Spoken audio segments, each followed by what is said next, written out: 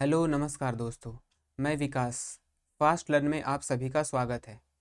CTET paper 1 और paper 2 में child development and pedagogy के जो 30 क्वेश्चन आते हैं उसका हम अपने क्लास में डिटेल एनालिसिस कर रहे हैं। आज हम 2024 में चाइल्ड डेवलपमेंट एंड पेडागोजी के जो 30 क्वेश्चन पूछे गए हैं उसका हम डिस्कशन करेंगे। तो बिना देर किए हुए हम शुरू करते हैं अपने क्लास को। तो हमारा पहला प्रश्न है, समावेशी कक्षाओं समावेशी कक्षाओं समावेशी कक्षाओं में या फिर समावेशी कक्षाएं या समावेशी कक्षाएं कैसी होती हैं, किस प्रकार की होती हैं। यहाँ पर मेरा प्रश्न में केवल लिखा गया है समावेशी कक्षाओं।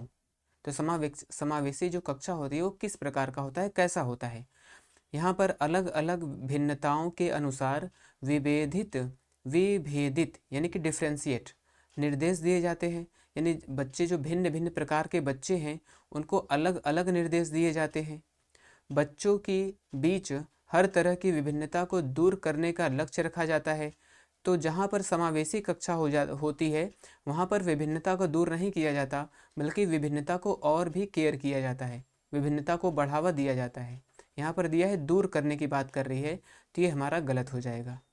समावेशी कक्षा में क्या है, को पहचानना चाहिए कि हर बच्चा एक ही दर से सीखे। समावेशी कक्षा में बच्चे विभिन्न प्रकार के होते हैं, तो विभिन्न प्रकार के बच्चों के लिए विभिन्न प्रकार के पाठ्यक्रम, विभिन्न प्रकार के टीचिंग एड एंड विभिन्न प्रकार के सभी चीज़ों की ज़रूरत होती है। तो सभी बच्चे एक दर से नहीं सीख सकते। तो हमारा ये भी ऑप्शन क्या हो जाएगा, गलत हो जाएगा। समावेशी कक्षा में विशेष बच्चों की ज़रूरतों को पूरा करने के लिए एक अलग शैक्षिक कार्यक्रम पेश किया जाता है। तो जो विशेष बच्चे हैं उनके लिए अलग शैक्षिक कार्यक्रम। समावेशी कक्षा है, समावेशी कक्षा में जो सामान्य बच्चे हैं और विशेष बच्चे हैं दोनों को एक साथ पढ़ाया जाता है।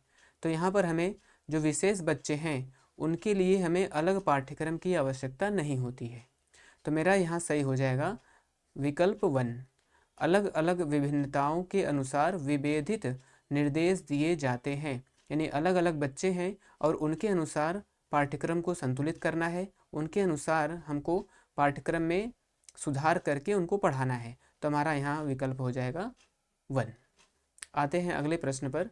हमारा अगला प्रश्न है, विद्यार्थियों में समालोचनात्मक चिंतन को विकसित करने के लिए एक शिक्षक को, यानी समालोचनात्मक चिंतन जिसमें बच्चा समालोचनात्मक चिंतन कर सके यानी क्रिटिकल थिंकिंग कर सके, इसके लिए एक शिक्षक को क्या करना चाहिए। ऐसे सवाल देने चाहिए जिनमें निष्कर्ष और व्याख्याएं शामिल हो। यानी बच्चे को इस प्रकार से हम सवाल दें जिसमें निष्कर्ष हो और व्याख्या हो। ऐसे सवाल से बचना चाहिए जिनमें विवेचन और विश्लेषण की आवश्यकता हो। तो हमें समालोचनात्मक चिंतन की बात कर रहे हैं, तो यहाँ पे बच्चा विवेचन और विश्लेषण की आवश्यकता होती है, इससे बचना चाहिए। तो जब अगर बच्चा इससे बचेगा तो समालोचनात्मक चिंतन नहीं कर सकेगा। केवल ऐसे ही सवाल पूछने चाहिए जिनका एक ही उत्तर हो। तो जिनका एक उत्तर होता है वो होता है कन्वर्जेंट थिंकिंग। यानी कि कन्वर्जेंट थिंकिंग में केवल एक ही प्रकार के प्रश्न, एक ही प्रकार के उत्तर होते हैं। तो इससे भी बच्चे का क्रिटिकल थिंकिंग डेवलप नहीं होगा। विद्यार्थियों को उनके संदेह और सवाल पूछने के लिए हतोत्साहित करना ये क्या है, निगेटिव। जहाँ भी नेगेटिव वर्ड आते हैं सीटेट में वैसे वो हमारे विकल्प क्या होते हैं, कट जाते हैं। तो यहाँ पर ये भी नहीं होगा और यहाँ पर ये विकल्प भी नहीं होगा। यहाँ पे ऐसे सवाल देने चाहिए जिनमें निष्कर्ष और व्याख्याएं शामिल हो। यानी बच्चा क्या करे, पूरी तरह से उसकी व्याख्या करे और उसके निष्कर्ष पर पहुँचे। तो निष्कर्ष पर और व्याख्या करने के लिए बच्चे में क्या होगा, क्रिटिकल थिंकिंग डेवलप होगा।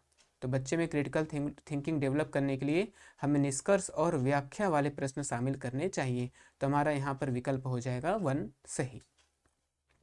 हमारा अगला प्रश्न है, अभिकथन और कारण से संबंधित है। एशियाई संस्कृतियों में जो सामाजिक सद्भावना पर जोर देते हैं, एशियाई संस्कृति की बात की जा रही है। यहाँ पे एशिया की संस्कृति, एशिया का जो कल्चर है इसकी बात की जा रही है। तो यहाँ पर है सामाजिक सद्भावना पर जोर देते हैं, ठीक है। यानी एशिया का जो कल्चर है वो सामाजिक सद्भावना पर जोर देता है। क्रोध की अभिव्यक्ति को हतोत्साहित करता है। यानी हमारे यहाँ जब कोई क्रोध करता है तो उसे मना किया जाता है कि गुस्सा हमें नहीं करना चाहिए, ठीक है। और शर्म को प्रोत्साहित किया जाता है। हाँ, जो एशिया का कल्चर है, यहाँ पे शर्म को प्रोत्साहित किया जाता है। तुमने ऐसे कर दिया, तुमने वैसे कर दिया, बच्चे को शर्मिंदगी फील कराते हैं, एक दूसरे से कंपेयर करते हैं। ये हमारे कल्चर में ऐसा होता है। तो क्रोध को तो यहाँ पे हतोत्साहित किया जाता है, लेकिन शर्म को प्रोत्साहित किया जाता है। बच्चे को हर मोमेंट पर शर्मिंदा किया जाता है, दूसरे से उसके कंपेयर यानी तुलना की जाती है, तो बच्चा शर्मिंदा होता है। कारण इसका क्या है? भावनाएं व्यक्तिपरक हैं और सीखने में कोई भूमिका नहीं निभाती। तो भावनाएं, जैसे बच्चे की भावना है वो शर्म, ठीक है, उसे शर्म आता है, तो भावनाएं तो व्यक्तिपरक हैं, बात सही है कि सभी व्यक्तियों की जो भावनाएं हैं वो व्यक्तिगत रूप से अलग अलग होती हैं, लेकिन यहाँ पर सीखने में कोई भूमिका नहीं निभाती। नहीं, अगर जो भावनाएं हैं, भावनाएं सकारात्मक हैं, भावनाएं अच्छी हैं, तो वो सीखने में महत्वपूर्ण भूमिका निभाती हैं। तो यहाँ पर हमारा कारण हो जाएगा गलत और अभिकथन हो जाएगा सही। तो हम चुनेंगे इसमें कौन सा? ए सही है लेकिन आर गलत है, हम इस विकल्प के साथ जाएंगे। हमारा अगला प्रश्न है, ये भी हमारा अभिकथन और कारण से ही संबंधित है। शिक्षकों को बच्चों को प्रयोग के लिए बहुत सारे अवसर देने चाहिए, ठीक है, यानी जब शिक्षक है वो बच्चों को प्रयोग के लिए बहुत सारे अवसर देने चाहिए। उदाहरण, गैर उदाहरण पर चर्चा करनी चाहिए, यानी अगर कोई वो शिक्षक टॉपिक पढ़ा रहा है तो उससे संबंधित उदाहरण क्या है उस बच्चे को वो भी दिखाना चाहिए, और उससे संबंधित उदाहरण जो नहीं है उस पर भी चर्चा करनी चाहिए, ताकि बच्चा उसको डिफ्रेंशिएट कर सके कि इसका उदाहरण ये हो सकता है और ये नहीं हो सकता, उसे ये भी पता होना चाहिए। ठीक है, ये अभिकथन बिल्कुल सही है।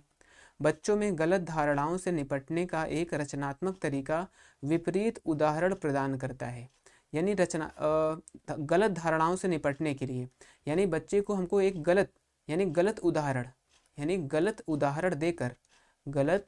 उदाहरण देकर हमें ये भी बताना चाहिए कि हमारा ये जो भी संबंधित प्रश्न है इसका एक उदाहरण नहीं हो सकता। तो बच्चे में क्या होगा, उसमें रचनात्मक तरीका डेवलप होगा, यानी बच्चा क्रिएटिव होगा, बच्चे की जो क्रिटिकल थिंकिंग होगी बढ़ेगी, उसको दोनों पता चल सकेगा कि किसी चीज़ से संबंधित ये उदाहरण हो भी सकता है और ये उदाहरण नहीं भी हो सकता है। तो इसमें हमारा हो जाएगा अभिकथन ए और आर दोनों सही है, और आर इसकी सही व्याख्या करता है, तो हमारा यहाँ पर विकल्प हो जाएगा 3 सही। ठीक है दोस्तों, हमारा अगला प्रश्न है 5 नंबर का, निम्न में से कौन सा प्रश्न विश्लेषणात्मक चिंतन को बढ़ावा देता है? यानी जो हमें बच्चों को, एक शिक्षक बच्चे को कैसा प्रश्न देगा जिससे बच्चे में क्या होगा, विश्लेषणात्मक यानी एनालिटिकल एनालिसिस, जो एनालिसिस है वो करने की क्षमता में उसके वृद्धि होगी, यानी विश्लेषणात्मक, कैसे प्रश्न के साथ बच्चा विश्लेषणात्मक चिंतन करेगा। भाषा की कुल जनसंख्या भारत की कुल जनसंख्या कितनी है? तो भारत की कुल जनसंख्या कितनी है, इसमें तो बच्चा एक रटा रटाया उत्तर दे सकता है। भारत में जनसंख्या वृद्धि के विभिन्न कारण क्या हैं? तो बच्चा जब विभिन्न कारणों को ढूंढेगा तो उसके लिए वो बहुत सारे क्या करेगा, खोज परख, यानी खोज परख चीज़ें सीखेगा, उस पर विश्लेषण करेगा, चिंतन करेगा, तब अपनी भावनाओं को बताएगा, अपने निष्कर्ष पर पहुंचेगा कि यहाँ वृद्धि का जो मेन कारण है वो क्या है। इसके लिए बच्चे को विश्लेषणात्मक चिंतन की आवश्यकता पड़ेगी।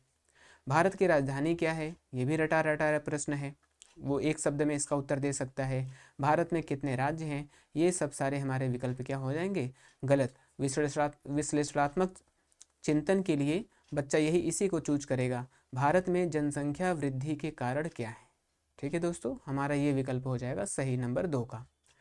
हमारा अगला प्रश्न है, पठन वैकल्य से जूझ रहे छात्र, पठन वैकल्य को हम क्या बोलते हैं, डिसलैक्सिया, ये है डिसलैक्सिया।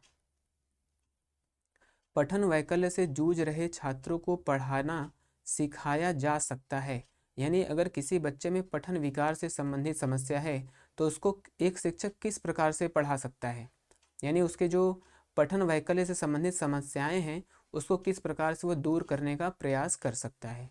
लंबे और जटिल गद्यांश देकर, ठीक है, अनुकूलन की अनुबंधन विधि के माध्यम से, व्यवस्थित ध्वन्यात्मक प्रशिक्षण के माध्यम से, उच्च ग्रेड स्तर के पठन ग्रंथ प्रदान करके। तो जो भी बच्चा पठन वैकल्य से संबंधित है उसके लिए क्या करते हैं, व्यवस्थित ध्वन्यात्मक प्रशिक्षण, यानी ध्वनि से संबंधित उसका प्रशिक्षण किया जाता है। ध्वनि से संबंधित प्रशिक्षण देकर उसके जो पठन वैकल्य पढ़ने में उसकी जो समस्याएं हैं उसको दूर किया जा सकता है। लंबे और जटिल गद्यांश, बच्चा वैसे ही नहीं बोल पा रहा है, जटिल गद्यांश में उसको और भी समस्याएं होंगी। अनुकूलन की अनुबंधन विधि, यानी कि अनुकूल करना, यानी किसी एक, ठीक है, अगर हम बच्चे को एक चीज़ के प्रति अनुकूल कर रहे हैं तब वो बच्चा आसानी से सीख जाएगा, लेकिन जब वो दूसरे परिस्थिति में जाएगा तो फिर वहाँ पे वो भी फेल हो जाएगा। उच्च ग्रेड स्तर के पठन ग्रंथ, बच्चा वैसे ही नहीं सीख रहा है और यहाँ पे उच्च ग्रेड यानी उच्च पठन ग्रंथ को प्रदान करके, तो यहाँ पर भी बच्चे को नहीं सिखाया जा सकता। बच्चे को सिखाने के लिए व्यवस्थित ध्वन्यात्मक प्रशिक्षण की ज़रूरत पड़ेगी, तो इससे उसके पठन विकार से संबंधित समस्याओं को दूर किया जा सकता है। ठीक है, हमारा अगला प्रश्न है संवेदनशील अवधि वह समय अवधि होती है जिसके दौरान कुछ विशेष रूप से सामान्य विकास के लिए महत्वपूर्ण होते हैं। संवेदनशील अवधि वह समय अवधि है, यानी संवेदनशील अवधि जो है ऐसी समय अवधि है जिसके दौरान कुछ विशेष रूप से सामान्य विकास के लिए महत्वपूर्ण होती है। तो सामान्य विकास के लिए बच्चे को क्या ज़रूरत है? पर्यावरणीय कारक, वंशानुगत कारक, उत्पत्ति मूलक कारक, मानव जाति कारक। तो वंशानुगत कारक, तो वंशानुगत कारक है वो तो बच्चे को माता पिता से मिल चुका है पहले, अब उसमें हम कोई बदलाव नहीं कर सकते। लेकिन हाँ, बच्चे के लिए सामान्य विकास के लिए उसको अनुवांशिकता, दो चीज़ों की बात होती है बच्चे के विकास के लिए, एक तो अनुवांशिकता और दूसरा होता है वातावरण। तो यहाँ पर एक की बात हो चुकी है, यानी बच्चा वंशानुगत रूप से एक तरह से उसको सारे कुछ मिल चुके हैं। तो दूसरा उसका जो संवेदनशील अवधि है वो होगा पर्यावरणीय कारक, यानी अनुवांशिक रूप, अनुवांशिकता और पर्यावरण, ये दोनों मिलकर बच्चे के विकास में बहुत ही सहयोगी होते हैं। ठीक है, हमारा अगला प्रश्न है किस अधिगम की रणनीति में बच्चों द्वारा दूसरों को सिखाना शामिल है? यानी बच्चों द्वारा दूसरों को सिखाना, यानी एक बच्चा खुद कुछ सीख लिया है, अब वो वही बच्चा दूसरों को सिखाना चाहता है, यानी कि शिक्षक एक बच्चे से दूसरे बच्चे को सिखवाना चाहता है। तो किस प्रकार का शिक्षण होता है? व्याख्यात्मक शिक्षण, पारस्परिक शिक्षण, अनुबंधन अधिगम और रटकर सीखना। तो यहाँ पर हम जाएंगे पारस्परिक शिक्षण। पारस्परिक शिक्षण यानी कि सहपाठी अधिगम, यानी एक सहपाठी दूसरे सहपाठी को सिखाने के प्रयास करता है, इसे हम सहपाठी अधिगम कहते हैं। इसे हम सहपाठी अधिगम कहते हैं और इसे हम पीयर ट्यूटरिंग भी कहते हैं। पीयर ट्यूटरिंग यानी एक बच्चा दूसरे बच्चों को सिखाने का जब प्रयास करता है तो उसे पारस्परिक शिक्षण, सहपाठी अधिगम या फिर पीयर ट्यूटरिंग कहते हैं। तो हमारा उत्तर हो जाएगा पारस्परिक शिक्षण। अगला प्रश्न है हमारा, निम्नलिखित में से कौन सा कथन स्वलीनता के संदर्भ में सही नहीं है? हमें बताना है सही नहीं है। स्वलीनता है क्या? ऑटिज्म। स्वलीनता है क्या? हमारा ऑटिज्म है, जिसमें बच्चा अपने आप में ही खोया रहता है। यह एक क्या है, हम अभी देख लेते हैं। यह एक तंत्रिका विकार है। जो स्वलीनता होती है यह एक तंत्रिका विकार है। बच्चा खुद में ही लीन रहता है, उसको और बाहरी देश दुनिया और अन्य चीज़ों से कोई वास्ता नहीं, कोई मतलब नहीं होता। तो इसके संदर्भ में जो सही है इसकी बात करेंगे स्वालीनता। स्वालीनता केवल वातावरणीय कारकों के कारण होता है। ठीक है, स्वालीनता केवल वातावरण से होता है। स्वालीनता का इलाज किया जा सकता है, उम्र के साथ इसमें सुधार किया जा सकता है। तो सबसे पहले तो हम ये कहेंगे कि जो स्वालीनता है वो वातावरण और जैविक कारक यानी आनुवंशिक कारक दोनों से हो सकता है। तो ये उत्तर हमें बताना है कौन सा सही है। तो ये तो सही नहीं होगा। स्वालीनता का इलाज किया जा सकता है, उम्र के साथ इसमें सुधार किया जा सकता है, नहीं। स्वालीनता का इलाज तो इसमें कुछ सुधार किया जा सकता है, लेकिन इसका इलाज करके इसको सुधारा नहीं जा सकता है। स्वालीनता वाले सभी लोगों में कम से कम एक विशेष कौशल होता है। ये जरूरी नहीं है कि अगर कोई बच्चा स्वालीन है तो उसमें जरूर रूप से, हाँ, कोई कौशल हो सकता है, लेकिन यहाँ पे कम से कम एक विशेष कौशल की बात कर रहे हैं, तो ये जरूरी नहीं है। तो ये भी हमारा विकल्प गलत हो जाएगा।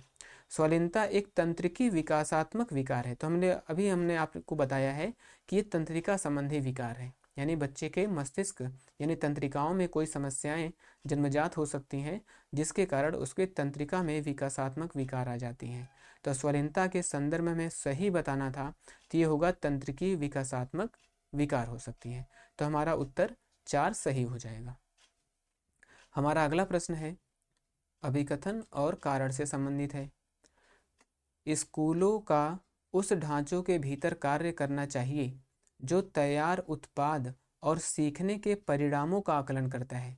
यानी स्कूल को एक ही ढांचे के भीतर काम करना चाहिए, यानी प्रतिबद्ध होना चाहिए कि वो क्या करे, तैयार ढांचे, तैयार उत्पाद और सीखने के परिणामों का आकलन करे। यानी बच्चा सीखकर जब तैयार हो गया वो केवल उसी का आकलन करे, यानी बच्चे के बीच में यानी उसका रचनात्मक आकलन न करे बल्कि केवल योगात्मक आकलन करे। सीखना पक्के तौर पर अनुक्रमिक और पदानुक्रमिक है, ये तो हमारा गलत हो जाएगा, जो अभिकथन है हमारा गलत हो गया। सीखना पक्के तौर पर अनुक्रमिक और पदानुक्रमिक है। हाँ, सीखना क्रमिक है, पदानुक्रमिक भी है, लेकिन यहाँ पे पक्के तौर पर, तो पक्के तौर पर सीखना अनुक्रमिक और पदानुक्रमिक नहीं होता, क्योंकि बच्चा किसी भी तरह से कहीं से भी किसी भी प्रकार से सीख सकता है। कोई क्रम नहीं है बच्चा कि आज ये सीखेगा, आज ये सीखेगा, आज ये सीखेगा। सीखता तो है क्रम से, लेकिन उसका कोई पद या क्रम पक्के तौर पर हो, ये सही नहीं है। तो हमारे यहाँ पे कारण भी क्या हो जाएगा, गलत हो जाएगा। तो यहाँ पर हमारे ए यानी कि ए और आर दोनों गलत हैं। तो यहाँ पर उत्तर है हमारा ए और आर, दूसरा नंबर ए और आर हमारा यहाँ पर दोनों गलत हो जाएगा। हमारा अगला प्रश्न है लॉरेंस कोहलबर्ग ने बच्चों के नैतिक विकास का अध्ययन करने के लिए किस विधि का प्रयोग किया है। लॉरेंस कोहलबर्ग के नैतिक विकास का सिद्धांत आप लोगों ने पढ़ा होगा, नैतिक विकास का सिद्धांत लॉरेंस कोहलबर्ग ने दिया है, जिसमें इन्होंने इसके 3 स्तर बताए हैं और 3 स्तर में इन्होंने इसके 6 चरण बताए हैं। तो लॉरेंस कोहलबर्ग ने बच्चों के नैतिक विकास का अध्ययन करने के लिए किस विधि का प्रयोग किया है, किस विधि का प्रयोग किया है, देखते हैं क्या है। खेल के दौरान बच्चों का अवलोकन करना, ठीक है। प्रायोगिक विधि का प्रयोग किया है। मात्रात्मक शोध कार्य विधि का प्रयोग किया है। बच्चों के सामने नैतिक दुविधाएं रखना और अनुक्रियाओं की समालोचना करना। तो ये विकल्प हमारा सही है। इन्होंने जो 3 स्तर के 6 चरण बताए हैं उसमें बच्चे के सामने एक नैतिक दुविधा होती है, फिर वो अनुक्रियाओं के माध्यम से उसकी समालोचनात्मक यानी इवैल्यूएशन करता है, फिर वो उसके अनुसार कार्य करता है। तो नैतिक दुविधा जो है वो हमारे नैतिक विकास के सिद्धांत किसके, लॉरेंस कोहलबर्ग के सिद्धांत में आता है। तो हमारा यहाँ पर जो उत्तर हो जाएगा उत्तर 4। ठीक है दोस्तों, तो अब हमारा अगला प्रश्न है 12 नंबर का। सुनीता एक 12 वर्षीय लड़की विशेष संगीतीय क्षमता रखती है। यानी 12 वर्षीय एक लड़की सुनीता है जिसके अंदर संगीत से संबंधित विशेष क्षमता है। उसके माता पिता दोनों ही निपुण गायक हैं, यानी माता पिता भी क्या हैं, एक निपुण गायक हैं, और वे सुनीता को अपनी आवाज़ को और बेहतर करने के लिए प्रशिक्षण कक्षा में भेज रहे हैं। यानी उसके माता पिता क्या हैं, एक अच्छे गायक हैं, और माता पिता क्या कर रहे हैं, सुनीता को और अच्छे से संगीत सिखाने के लिए किसी प्रशिक्षण कक्षा में भी भेज रहे हैं। सुनीता की यह क्षमता संभावित रूप से किन कारकों के अंतःक्रिया का परिणाम है। तो सबसे पहली बात है कि उसके माता पिता, जो सुनीता के माता पिता हैं, ये क्या हैं, एक संगीतज्ञ हैं। दूसरी बात कि उसको और अच्छे से संगीत सिखाने के लिए उसको एक कक्षा में भी भेजा जा रहा है। यानी कि उसको जैविक रूप से तो जो भी मिला है वो तो मिला है, लेकिन उसको एक अच्छा वातावरण, उसके माता पिता जो है उसको एक अच्छा वातावरण भी देने का प्रयास कर रहे हैं। तो यहाँ पर जो अंतःक्रिया का परिणाम है वो है अनुवंशिकता और वातावरण। तो अनुवंशिकता जो उसके माता पिता से पहले मिल चुका है, और वातावरण जो उसको एक प्रशिक्षण क्लास में मिल रहा है। तो हमारा उत्तर यहाँ पे हो जाएगा अनुवंशिकता और वातावरण। हमारा अगला प्रश्न है 13 नंबर का। निम्नलिखित में से कौन सा सही सुमेलित युग्म है। हमें ढूंढना है कि इसमें कौन सा सही सुमेलित युग्म है। रचनात्मक मूल्यांकन यह निर्धारित करना कि छात्र कक्षा से पहले और कक्षा से पहले और बाद में क्या कर सकते हैं। क्या ये रचनात्मक मूल्यांकन का कार्य है। योगात्मक मूल्यांकन इसमें कक्षा के पहले और कक्षा के बाद, तो जो रचनात्मक मूल्यांकन होता है वो कक्षा के दौरान होता है वो कक्षा के दौरान होता है, न कि कक्षा के पहले और कक्षा के बाद में। आगे है योगात्मक मूल्यांकन। योगात्मक मूल्यांकन में क्या है, इनमें पेपर पेंसिल परीक्षण के साथ साथ, यानी जो योगात्मक, पहले बात तो हम जानेंगे कि योगात्मक मूल्यांकन जो होता है वो कक्षा समाप्त होने के बाद यानी अंत में किया जाता है। इसमें पेपर पेंसिल परीक्षण के साथ साथ गैर लिखित व्यवहार के विस्तृत विवरण भी शामिल होते हैं। तो इसमें केवल पेपर पेंसिल यानी परीक्षा संबंधित होता है, इसमें गैर लिखित चीज़ों को शामिल नहीं किया जाता है।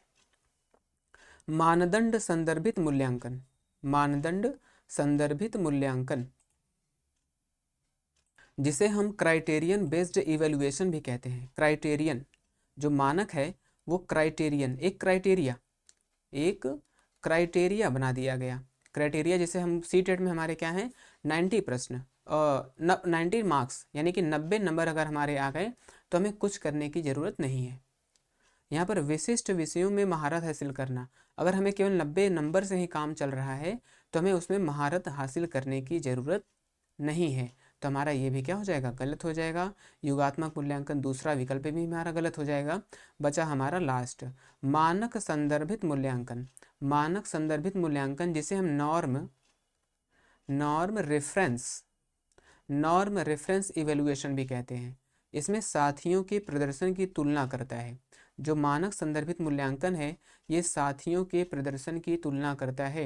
ये जो मानक संदर्भित मूल्यांकन है ये हमारे कक्षा संबंधित हमारे क्लास में होता है। जैसे बच्चा कितना परसेंटेज लाया, इसका एक बच्चे से दूसरे बच्चे से हम तुलना करते हैं, तो हमारा यहीं पर ये सही होगा। मानक संदर्भित मूल्यांकन जो है ये साथियों के प्रदर्शन की तुलना करता है। ठीक है दोस्तों, अब हम आते हैं अपने अगले प्रश्न पर। हमारा अगला प्रश्न है, निम्नलिखित में से क्या दृष्टि बाधित विद्यार्थियों को कक्षा में भागीदारी लेने में बाधा डालता है। जो दृष्टि बाधित विद्यार्थी है, सीटेट में अगर हमको प्रश्न को सॉल्व करना है तो अगर विकल्प में कोई भी नकारात्मक उत्तर मिलता है तो उस उत्तर को हमको पहले ही बाहर कर देना चाहिए, ताकि दोबारा हमको उस उत्तर को बार बार पढ़ना ना पड़े। तो दृष्टिबाधित विद्यार्थियों को कक्षा में भागीदारी में बाधा, यानी बाधा, अगर कोई बच्चा दृष्टिबाधित है तो उसको कक्षा में बाधा किस प्रकार से आएगी, किन किन चीज़ों से बाधा आती है, ये हमें बताना है। उभरी हुई रेखा चित्र और मानचित्र, यानी अगर कोई उभरी, जिसको हम ब्रेल लिपि कहते हैं, ये तो अच्छी बात है, यानी जो दृष्टिबाधित विद्यार्थी है वो ब्रेल लिपि यानी उभरी हुई रेखा चित्र मानचित्र से पढ़ता है, ये उसमें सहायक है। ग्राफिक सामग्री के स्पर्शनीय तरीके, यानी जो बच्चा जो दृष्टिबाधित है वो स्पर्श करके सीखने में मदद करता है, वो ग्राफिक सामग्री चीज़ें उसके लिए भी अच्छी होती हैं। इलेक्ट्रॉनिक रूप से प्रारूपित व्याख्यान प्रतिलेखन, यानी अगर बच्चा देख नहीं सकता तो वह व्याख्यान सुन सकता है, ये भी उसके लिए सहयोगी है। मुद्रित पाठ्य पुस्तकें और नोट्स, ये बच्चा देख नहीं सकता क्योंकि बच्चा दृष्टिबाधित है, और जो प्रिंटेड बुक्स हैं, नोट्स हैं, उसे बच्चा नहीं देख सकता। हमें यही बताना है कि क्या बाधा डालता है, तो इसमें मुद्रित पाठ्य पुस्तकें और नोट्स जो दृष्टिबाधित बच्चे हैं उसके कक्षा में भागीदारी में बाधा डालते हैं। तो हमारा उत्तर हो जाएगा 4 नंबर का। हमारा अगला प्रश्न है, ये भी हमारा है अभिकथन और कारण से संबंधित। शिक्षकों को विद्यार्थियों के बीच बहस, चर्चा और सहयोग को प्रोत्साहित करना चाहिए। बिल्कुल सही है, कक्षा में चर्चा, बहस यानी संवाद और सहयोग, इसको हमेशा शिक्षक को प्रोत्साहित करना चाहिए, उसको बढ़ावा देना चाहिए। ठीक है, हमारा अभिकथन ए सही है। ज्ञान उत्पादन एक निष्क्रिय प्रक्रिया है, ये हमारा अब आगे पढ़ने की ज़रूरत ही नहीं है, क्योंकि यहाँ पे ज्ञान निष्क्रिय की बात कर रहा है। जहाँ पर भी निष्क्रिय यानी पैसिव, निष्क्रिय यानी कि पैसिव, जहाँ बच्चा निष्क्रिय हो, जहाँ बच्चा इनएक्टिव हो, वो हमारा गलत हो जाएगा। सामूहिक गतिविधियों में संलग्नता अर्थपूर्ण अधिगम में बाधा डालता है। तो ज्ञान एक निष्क्रिय प्रक्रिया है, तो यहाँ पर हमारा ये क्या हो गया, गलत हो गया। तो हमारा उत्तर हो जाएगा अभिकथन ए, यानी ए सही है और आर गलत है। यहाँ पर हमारा विकल्प ए है कि ए सही और आर गलत है। अगर यहाँ पे हम निष्क्रिय देख लेते हैं तो हमें आगे पढ़ने की कोई आवश्यकता नहीं, ये विकल्प अपने आप में ही गलत हो जाता है। ठीक है दोस्तों, हमारा अगला प्रश्न है 16 नंबर का, ये भी अभिकथन और कारण से ही संबंधित है। किशोरावस्था के दौरान जेंडर अपेक्षाओं के अनुरूप स्त्रीत्व या पुरुषत्व यानी कि मेल और फीमेल की परंपराओं का पालन करने के लिए दबाव बढ़ जाता है। ठीक है, जब बच्चा या बच्ची कोई किशोरावस्था में आ जाते हैं तो उनको किस प्रकार से व्यवहार करना है, समाज में कैसे रहना है, माता पिता समाज यानी सब उनको क्या करता है, उसके पालन के लिए, यानी बच्चा बड़ा हो गया है उसको किस प्रकार से रहना है, ये बच्चे पे दबाव आ जाता है कि बच्चे को किस प्रकार रहना है। ठीक है, ये हमारा विकथन ए सही होगा। जेंडर और जेंडर भूमिकाएं जैविक रूप से निर्धारित होती हैं। तो जो जेंडर है, ये जो जेंडर है जैविक नहीं बल्कि ये सामाजिक होता है। जेंडर क्या है, ये सामाजिक होता है, और जो जैविक रूप से होता है वो होता है लिंग, जिसे हम सेक्स भी कहते हैं। ये लिंग है जो जैविक रूप से निर्धारित होता है, और जेंडर हमारा सामाजिक रूप से निर्धारित होता है। समाज निर्धारित करता है कि ये लड़का है क्या करेगा और ये लड़की है ये क्या करेगी, ये समाज निर्धारित करता है। तो यहाँ पे जेंडर को जैविक रूप से निर्धारित बताया गया है, तो कारण हमारा यहाँ पे क्या हो जाएगा, गलत हो जाएगा, और हमारा अभिकथन ए सही है। तो यहाँ पर हमारा उत्तर है ए सही, लेकिन आर गलत है। हमारा अगला प्रश्न है 17 नंबर का, महारत हासिल करने की लक्ष्य निर्धारित करने से छात्र की अभिप्रेरणा और योग्यता के बारे में विचार कैसे प्रभावित होते हैं। यानी कोई बच्चा महारत हासिल करना चाहता है, यानी किसी चीज़ को सीखता है, लेकिन सीखना ही नहीं बच्चे को, उसमें उसको महारत हासिल करना है, यानी उसमें मास्टरी, बच्चा उसमें मास्टरी लाना चाहता है, मतलब पूरी तरह से निपुण होना चाहता है। तो उसको अब लक्ष्य निर्धारित, यानी उसने लक्ष्य निर्धारित किया है कि किसी विषय को हमें उसमें महारत हासिल करना है। छात्र की अभिप्रेरणा और योग्यता के बारे में विचार कैसे प्रभावित होते हैं। तो उसका विचार किस प्रकार से प्रभावित होगा जब उसको किसी विषय में महारत हासिल करना है।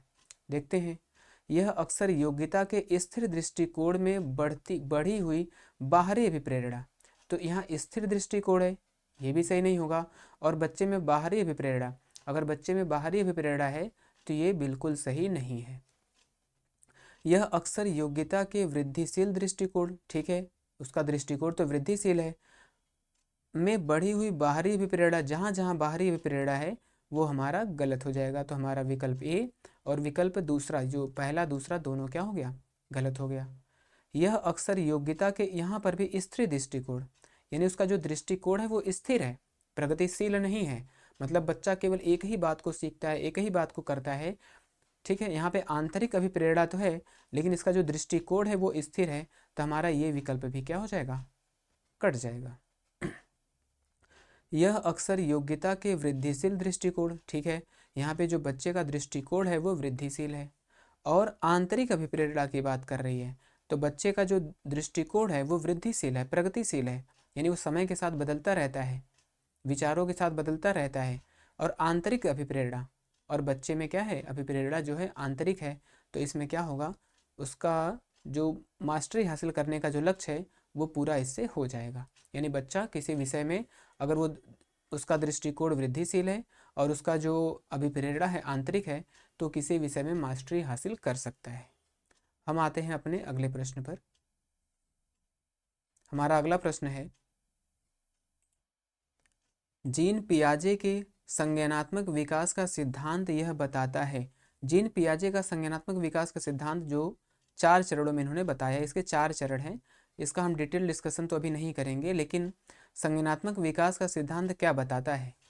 यह पाठ्यक्रम को बच्चों के आयु समूह व चरण को ध्यान में रखकर तैयार किया जाना चाहिए। तो इनके 4 चरण हैं, और चारों चरणों में इन्होंने आयु समूह में इसको क्या किया है, वर्गीकृत किया है। तो इन्होंने सही कहा यहाँ पर क्या, कि बच्चों के आयु समूह व चरण को ध्यान में रखकर पाठ्यक्रम बनाया जाना चाहिए। ठीक है, शिक्षण का बल गतिविधि के परिणाम पर होना चाहिए।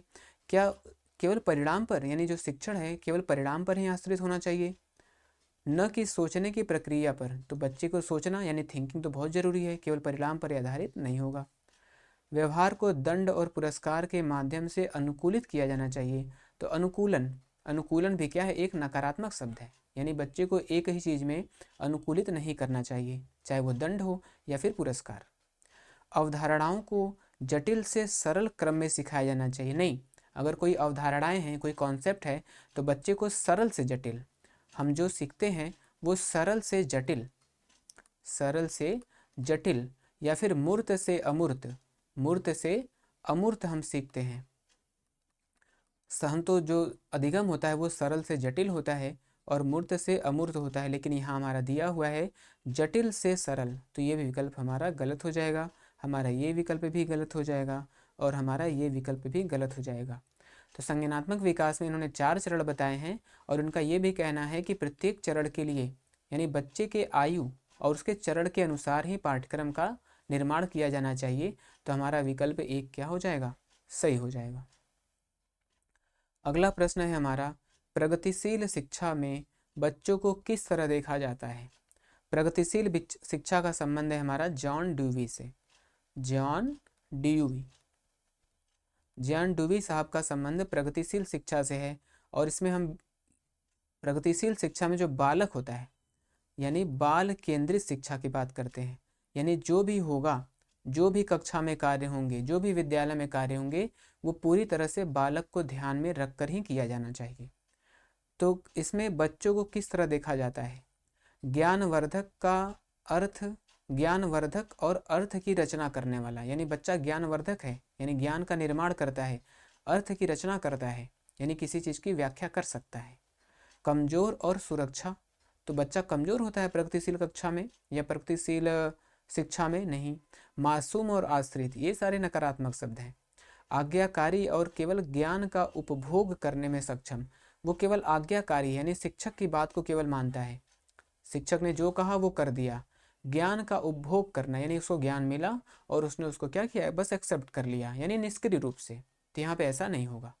तो बच्चा क्या है, प्रगतिशील शिक्षा में हमेशा एक्टिव होता है, सक्रिय होता है। जो बच्चा होता है प्रगतिशील शिक्षा में वो हमेशा सक्रिय होता है। तो यहाँ पे बच्चा जो है ज्ञानवर्धक और अर्थ का निर्माण यानी अर्थ का रचना करने वाला होगा। अगला प्रश्न है हमारा, रचनावादी शिक्षा विद्यार्थियों को अधिगम की ओर ले जाता है।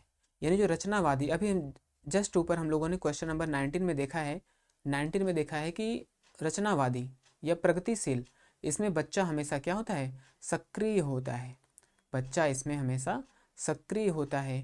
तो रचनावादी शिक्षा विद्यार्थियों को किस तरफ, किस अधिगम की ओर ले जाता है, यंत्रवत यानी मशीन की तरह बच्चा केवल सीखे, नहीं, यानी यहाँ पे बालक एक्टिव नहीं है। ग्रहणशील यानी उसको जो मिले वो ग्रहण करता चले। खोज आधारित और अर्थहीन, तो यहाँ पे यंत्रवत भी नहीं रहेगा बच्चा, ग्रहणशील भी नहीं रहेगा और अर्थहीन भी नहीं रहेगा, यानी बच्चा जो सीखेगा वो सार्थक होना चाहिए, न कि अर्थहीन होना चाहिए। तो यानी कि जो रचनावादी शिक्षा है वो विद्यार्थी को खोज आधारित अधिगम की ओर ले जाता है, यानी बच्चा किसी भी पार्टिसिपेशन में सक्रिय रूप से पूर्ण भागीदारी के साथ सीखता है। ठीक है, अब हमारा अगला प्रश्न है 21 नंबर का, भावनाओं, व्यक्तित्व यानी भावनाएं, व्यक्तित्व और सामाजिक संबंधों में परिवर्तन, यानी भावनाएं, व्यक्तित्व और सामाजिक संबंधों में परिवर्तन और स्थिरता किस विकास में शामिल है। जिसमें भावनाएं, व्यक्तित्व और सामाजिक संबंधों में इसमें परिवर्तन और स्थिरता किससे संबंधित होगी, मनोसामाजिक विकास। संज्ञानात्मक जो विकास होता है इसका संबंध होता है हमारे किससे, बुद्धि से, इसका संबंध हमारे बुद्धि से होता है। व्यक्तित्व का विकास यानी ये पर्सनालिटी की बात कर रहा है, इसमें केवल व्यक्तित्व की बात नहीं है, यहाँ पर भावनाएं और सामाजिक संबंध भी हैं। भावनात्मक विकास, यहाँ पर केवल भावनाओं की बात की जा रही है, लेकिन भावना, व्यक्तित्व और सामाजिक संबंध, इन सब की अगर हम बात करें तो ये होता है हमारे मनोसामाजिक विकास के सिद्धांत में।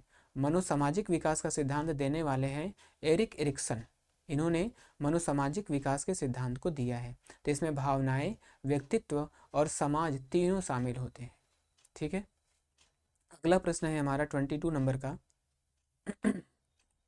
रमा एक शिक्षिका है, रमा एक शिक्षिका है जो वाइगोत्स्की के सिद्धांत को अपनी कक्षा में लागू कर रही है।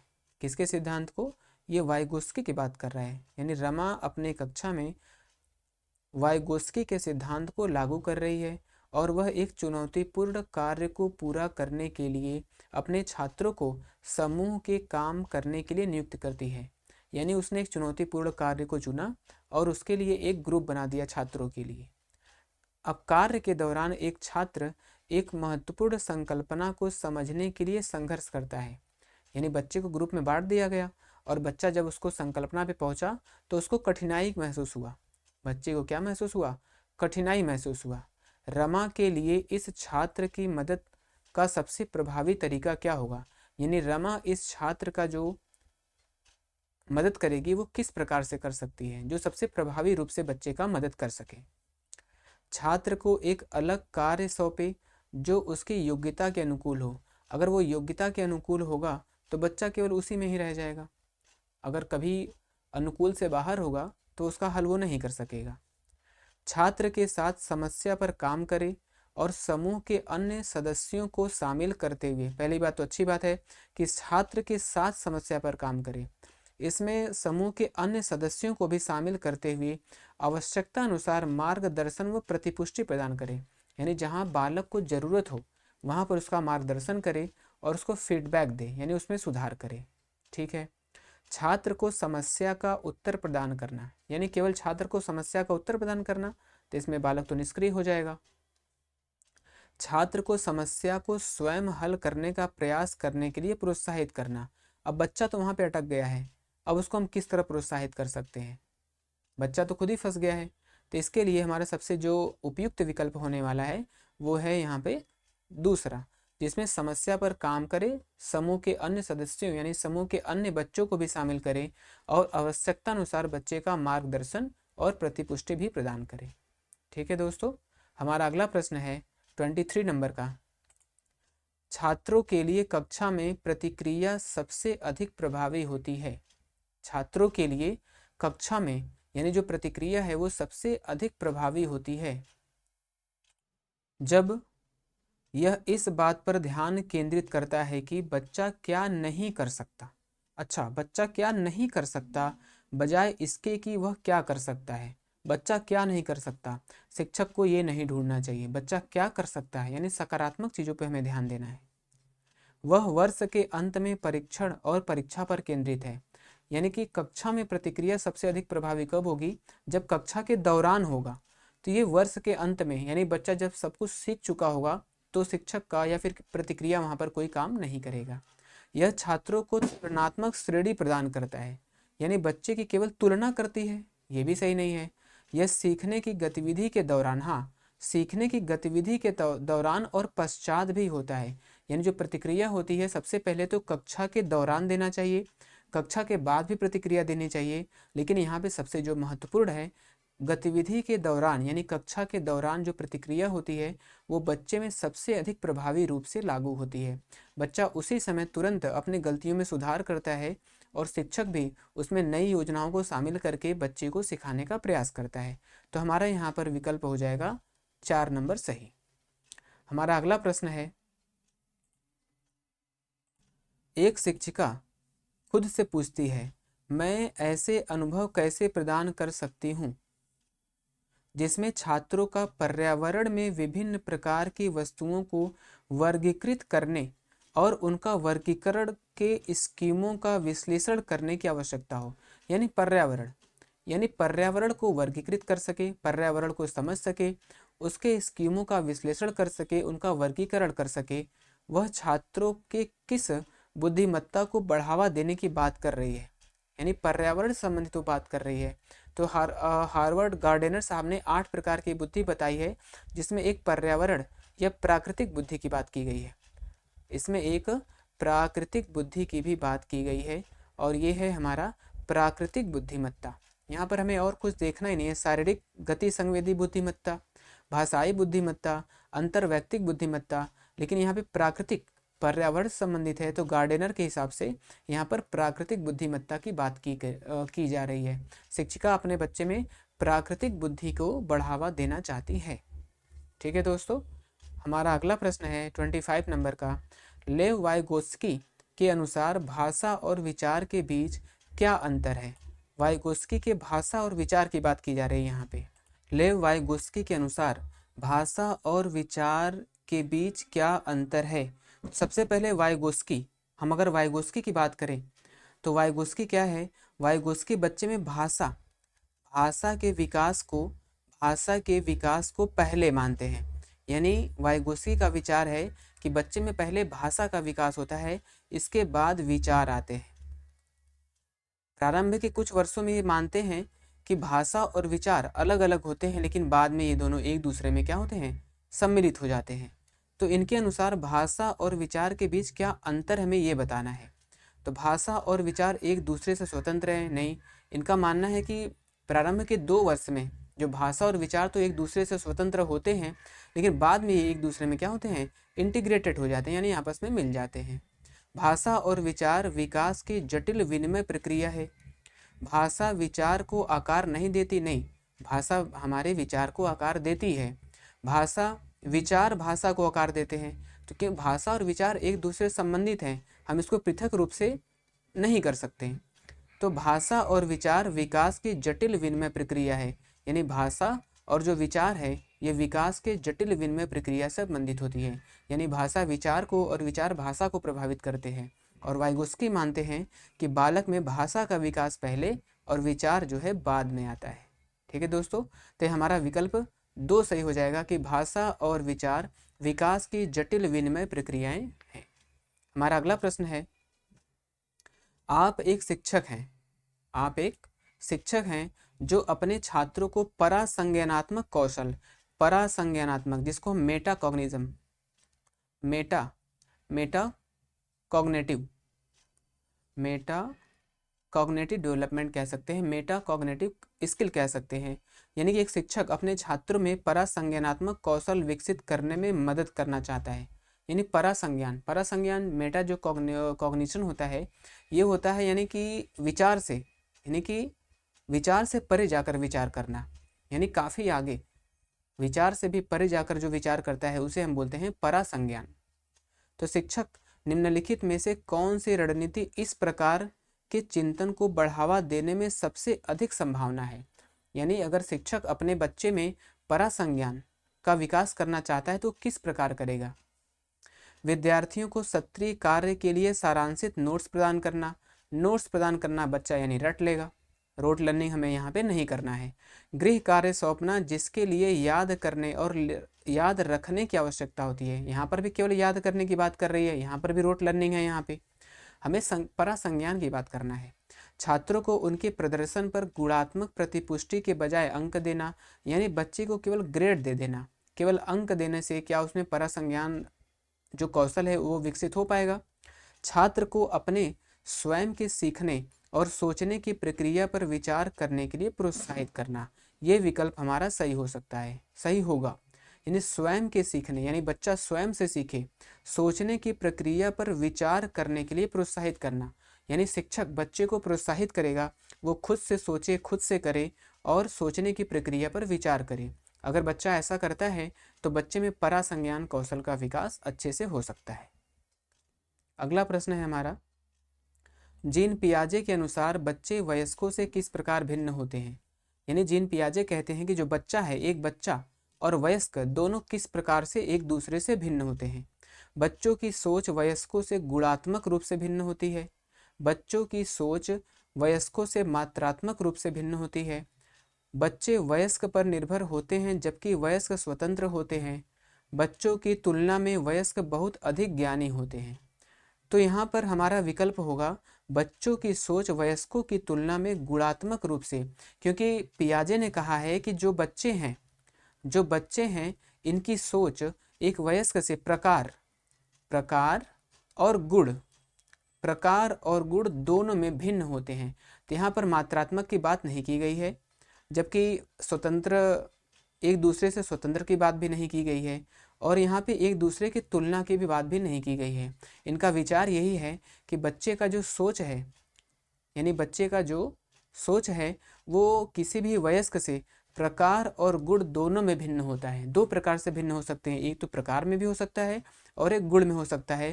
तो यहाँ पर हमारा विकल्प में गुण दिया हुआ है।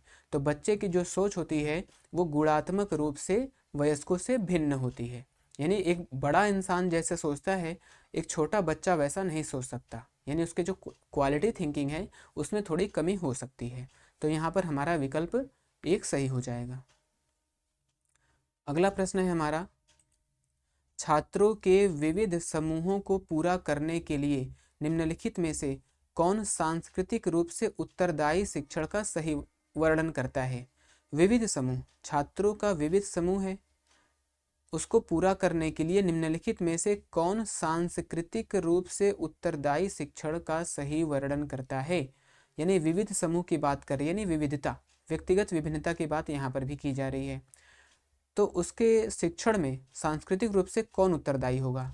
सुविचारित, यानी विविध है तो पूरे विचार पूर्वक उनके लिए योजना, पाठ्य योजना बनाना चाहिए। अनुकूलित, यानी विविध बच्चे हैं, विभिन्न प्रकार के बच्चे हैं, तो वहाँ पे उनके अनुकूलन की भी बात की जानी चाहिए, यानी विभिन्न प्रकार के बच्चे हैं तो विभिन्न प्रकार से अनुकूलन की व्यवस्था भी की जानी चाहिए।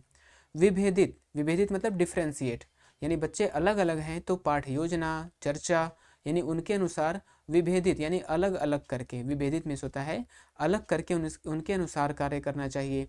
फिर आता है मानकीकृत, मानकीकृत जिसे हम बोलते हैं स्टैंडर्डाइज्ड। जो स्टैंडर्डाइज होता है वो एक ही प्रकार की बात करता है, यानी वो मानक है, एक मानक है। तो अगर बच्चा विविध विविध समूह से आता है तो हम उसको एक प्रकार के मानक को शामिल नहीं कर सकते, क्योंकि जो मानक होता है वो एक ही प्रकार से, यानी रिजिड होता है, हार्डनेस होता है, इसमें फ्लेक्सिबिलिटी नहीं होती है। तो इसके लिए हम मानकीकृत को बाहर करेंगे और यहाँ पे सुविचारित, अनुकूलित और विभेदित हमारा विविध समूह के सांस्कृतिक रूप से उत्तरदायी शिक्षण के लिए जरूरी होगा। तो हमारा विकल्प होगा 1, 2 और 3, जिसमें मिलेगा हमें विकल्प 1 के साथ होगा, विकल्प 1, 2, 3 हमारा यहाँ पर सही हो जाएगा। अगला प्रश्न है हमारा अभिकथन और कारण से संबंधित है।